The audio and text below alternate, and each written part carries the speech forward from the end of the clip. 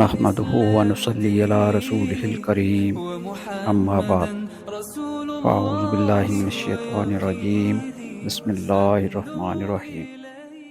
آج کی ویڈیو میں ہم رسول اللہ صلی اللہ علیہ وسلم کی ان احادیث پر بات کریں گے جو ہماری زندگی کا رخ بدل سکتی ہیں۔ آئیے سنتے ہیں یہ قیمتی نصیحت۔ حضرت انس رضی اللہ عنہ بیان کرتے ہیں، ایک آدمی آیا، اس نے عرض کیا، اللہ کے رسول، میں موجب حد والا عمل کر بیٹھا ہوں، لہٰذا آپ مجھ پر حد قائم فرمائیں۔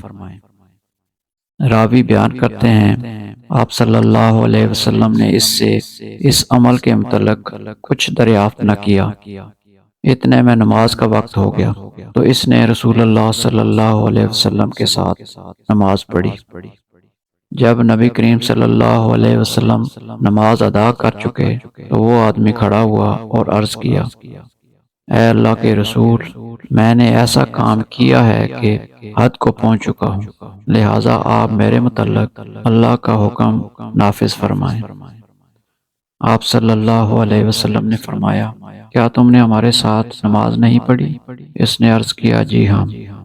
آپ صلی اللہ علیہ وسلم نے فرمایا، اللہ نے تمہارے گناہ یا تمہاری حد کو معاف فرما دیا۔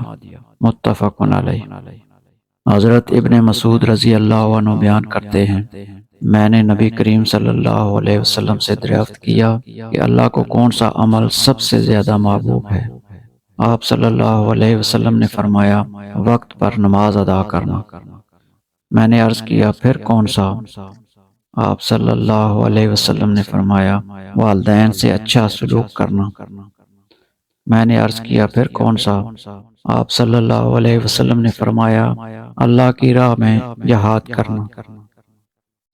ابن مسعود رضی اللہ عنہ بیان کرتے ہیں، آپ نے مجھے یہ باتیں بتائیں، اگر میں مزید دریافت کرتا تو آپ مجھے اور زیادہ بتاتے۔ متفق علیہ۔ حضرت جابر رضی اللہ عنہ بیان کرتے ہیں، نبی کریم صلی اللہ علیہ وسلم نے فرمایا، مومن بندے اور کفر کے درمیان فرق نماز کا ترک کرنا ہے۔ رواہ مسلم۔ یہ احادیث ہمیں زندگی کا مقصد سمجھاتی ہیں، تو چلیں اس پر عمل کریں اور دوسروں کو بھی اس کی دعوت دیں۔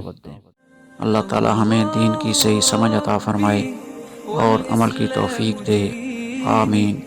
وآخر دعوانا ان الحمد للہ رب العالمین۔